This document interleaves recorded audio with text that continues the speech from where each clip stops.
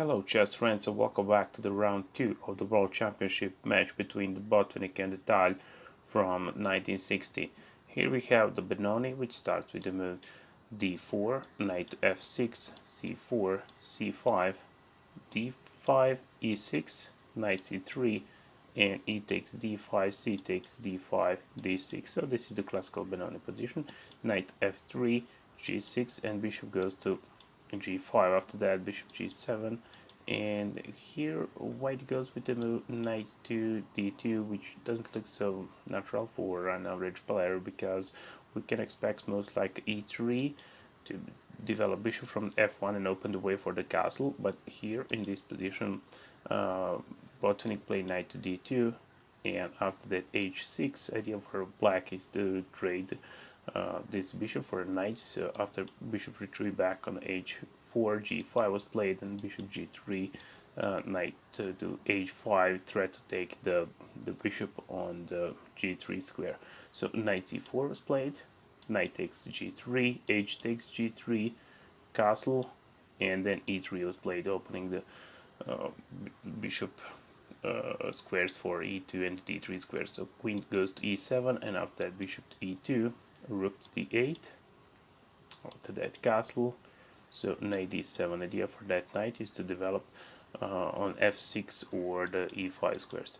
So a4, knight to e5, offer knight for trade, knight takes, queen takes, and then a5, try to play a6. So if the black goes with the a6 right now, then knight goes to a4, and one very uncomfortable move, knight goes to b6. So after a5, black play rook to b8, and then rook a2, because he needs to defend the pawn on b2 before he moves the knight somewhere. So bishop goes to d7, after that knight b5, attacks the pawn on a7, so bishop takes, and then b6. As we can see, this is the opposite colored position with the bishops. So if we try to imagine the position without the heavy pieces like the rooks and the queens, it's obviously draw. So let's see what play. a6, white tries to block position, rook from b to c8, after queen d3, rook to c7.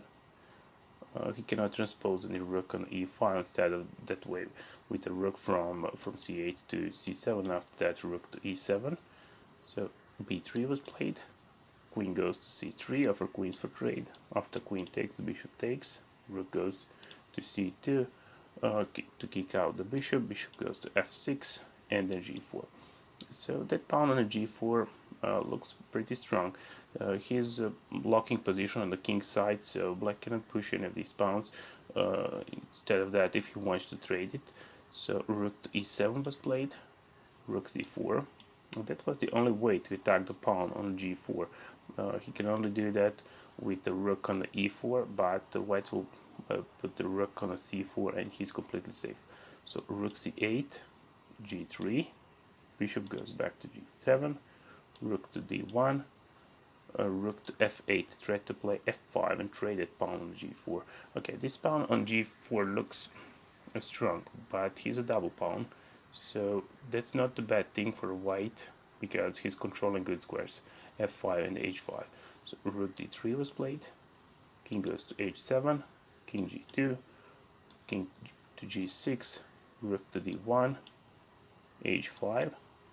After trading on h5, put the other pawn on the g4, king goes back to g6, rook c2, rook goes to h8, after that bishop gives a check, so king to f6, king g3, and then rook e8, bishop to b5, target to rook, rook goes to e4, rook c4, rook takes c4, and the pawn takes c4. Right now we can see the pawn on c4, which will cover the square b5, so this bishop is free to go somewhere, because these 3 pawns are covering the queen squares, queen side, so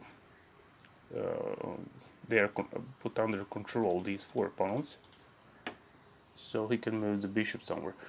And after king to e7, bishop to a4, bishop e5 gives a check, king to f3, and rook to h4, rook to g1, and after the f5 they agree for a draw, because it's not so easy to pass with the rook for both of them, so they cannot pass behind the king and try to attack some weak pawn, like a c4 and a6 for black, because the bishop is very quick to defend them, and also white is not able to pass using the h5. But if they trade the rooks, it's completely draw position because they are playing with opposite colored bishop. So white could try something like bishop to c2, attacks the pawn on f5, but if you take that on g4, then rook takes, and if the rook takes, king takes, it's definitely a draw position. So that was the round 2 of the World Championship match between the Tal and the Botvinnik from the 1960. Thank you very much for watching, and see you in the round 3. Bye bye.